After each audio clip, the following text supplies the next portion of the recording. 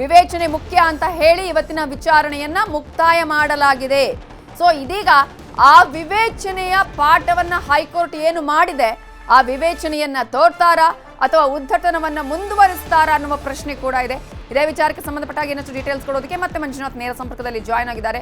ಮಂಜುನಾಥ್, ನಾವು ಎಲ್ಲರೂ ಕೂಡ ಅವರಿಗೆ ಅವಕಾಶ ಕೊಟ್ಟರು, ಅಂದ್ರೆ ಕನ್ನಡಿಗರು, ಹೋರಾಟಗಾರರು, ಜೊತೆಗೆ ವಾಣಿಜ್ಯ ಮಂಡಳಿ ಆಗಿರ್ಬೋದು, ಕೋರ್ಟ್ ಕೂಡ ಇದೀಗ ಅವಕಾಶ ಕೊಟ್ಟಿದೆ, ವಿವೇಚನೆಯ ಪಾಠವನ್ನ ಮಾಡಿದೆ. ಅಷ್ಟು ಮಾತ್ರ ಅಲ್ಲ, ಮಧ್ಯಾಹ್ನ ಅರ್ಜಿಯ ವಿಚಾರಣೆ ಆರಂಭ ಆದಾಗ್ಲೂ ಅವಕಾಶ ಇತ್ತು. ಅಟ್ಲೀಸ್ಟ್ ಆವಾಗಾದ್ರೂ ಒಂದು ಸೆಂಟೆನ್ಸ್ ಅನ್ನ ಹೇಳಿದ್ರೆ ಸಾಕಿತ್ತು, ಬಟ್ ಅದನ್ನು ಕೂಡ ಮಾಡಲಿಲ್ಲ. ಇದೀಗ ಒಂದು ವಾರ ಕಾಲ ಮತ್ತೆ ನಾವೆಲ್ಲ ವಿಶಾಲ ಹೃದಯದವರು ಅನ್ನೋದನ್ನ ತೋರಿಸಿ ಮತ್ತೆ ಒಂದು ವಾರಗಳ ಕಾಲ ಅವರಿಗೆ ಅವಕಾಶ ಮತ್ತೆ ಹೈಕೋರ್ಟ್ ಕೂಡ ಕೊಟ್ಟಿದೆ.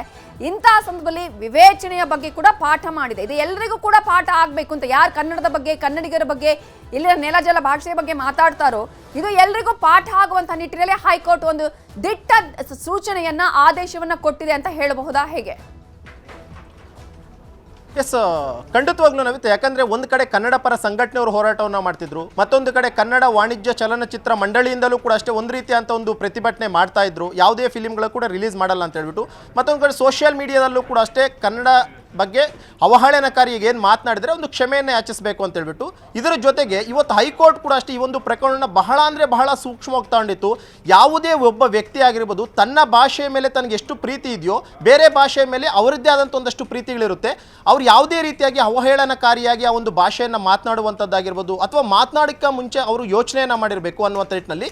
ಜೊತೆಗೆ ಇಂತಹ ಒಂದು ಪರಿಸ್ಥಿತಿ ಅಂತ ಬಂದಾಗ, ನೆಲ ನಾಡು ಜೊತೆಗೆ ಭಾಷೆ ಅನ್ನುವಂಥದ್ದು ಬಂದಾಗ ಯೋಚನೆ ಮಾಡ್ಕೊಂಡು ಮಾತಾಡಬೇಕು ಅನ್ನುವಂಥ ನಿಟ್ಟಿನಲ್ಲಿ ಒಂದು ವಿವೇಚನೆಯ ಪಾಠವನ್ನು ಕೂಡ ಅಷ್ಟೇ ಇವತ್ತು ಹೈಕೋರ್ಟ್ ಕಮಲ್ ಹಾಸನ್ಗೆ ಕೊಟ್ಟಿರುವಂಥದ್ದು.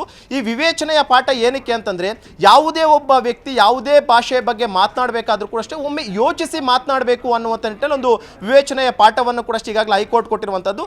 ಈ ಒಂದು ವಿವೇಚನೆಯ ಪಾಠದ ಜೊತೆಗೆ ಒಂದು ವಾರದ ಕಾಲ ಅವಕಾಶ ಮಾಡಿಕೊಟ್ಟಿದೆ ಅಂತ ಹೇಳ್ಬೋದು. ಯಾಕಂದರೆ ಒಂದು ಕಡೆ ಕಮಲ್ ಹಾಸನ್ ಯಾವುದೇ ಕಾರಣಕ್ಕೂ ಕ್ಷಮೆ ಕೇಳಲ್ಲ ಅಂತ ಪಟ್ಟಿಡಿದ್ರು. ಇವತ್ತೇನು ಹೈಕೋರ್ಟ್ನಲ್ಲಿ ಅರ್ಜಿ ವಿಚಾರಣೆ ಆರಂಭ ಆಯಿತು, ಆರಂಭ ಆದಂಥ ಸಂದರ್ಭದಲ್ಲೂ ಕೂಡ ಅಷ್ಟೇ ಹೈಕೋರ್ಟ್ ಅವರ ಪರ ವಕೀಲರಿಗೆ ಹೇಳಿದ್ದಿಷ್ಟೇ, ಕ್ಷಮಾಪಣೆ ಅನ್ನುವಂಥದ್ದು ಒಂದು ಪದವನ್ನು ಬಳಕೆ ಮಾಡಿದ್ರೆ ಈ ಒಂದು ಪ್ರಕರಣ ಇತ್ಯರ್ಥ ಆಗೋಗ್ತಿತ್ತು, ನೀವು ಇಲ್ಲಿವರೆಗೂ ನೀವು ಬರಬೇಕಾದಂಥ ಅಗತ್ಯತೆ ಇರಲಿಲ್ಲ, ನಿಮ್ಮ ಫಿಲಿಮ್ ನೀವು ರಿಲೀಸ್ ಮಾಡ್ಕೊಳ್ಬೇಕಾಗಿತ್ತು ಅಂತಲೂ ಕೂಡ ಕಿವಿ ಮಾತನ್ನು ಹೈಕೋರ್ಟ್ ಹೇಳ್ತು. ಆದರೂ ಕೂಡ ಅವರು ಅದಕ್ಕೆ ಜಗ್ಲಿಲ್ಲ.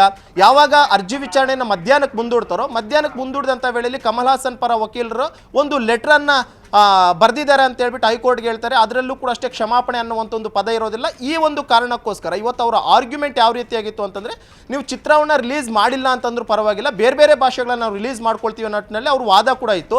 ಬಹುತೇಕ ಇದೇ ಒಂದು ವಾದವನ್ನು ಕೇಳಿದಂತಹ ಹೈಕೋರ್ಟ್ ವಿವೇಚನೆಯ ಪಾಠವನ್ನು ಮಾಡಿದೆ ಅಂತಂದರೆ ತಪ್ಪಾಗಲ್ಲ.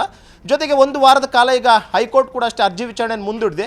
ಈ ಒಂದು ವಾರದಲ್ಲಿ ಏನು ಡೆವಲಪ್ಮೆಂಟ್ ಆಗುತ್ತೆ ಅಂತ ನೋಡಬೇಕು. ಒಂದು ವೇಳೆ ಏನಾದರೂ ಕಮಲ್ ಹಾಸನ್ ಕ್ಷಮೆ ಕೇಳ್ತಾರಾ ಅಥವಾ ಕ್ಷಮೆ ಕೇಳದೆ ಕಾನೂನಿನ ಸಮರಕ್ಕೆ ಮುಂದಾಗ್ತಾರ ಅನ್ನುವಂಥದ್ದನ್ನು ನೋಡಬೇಕಾಗಿರುತ್ತೆ ನವಿತಾ.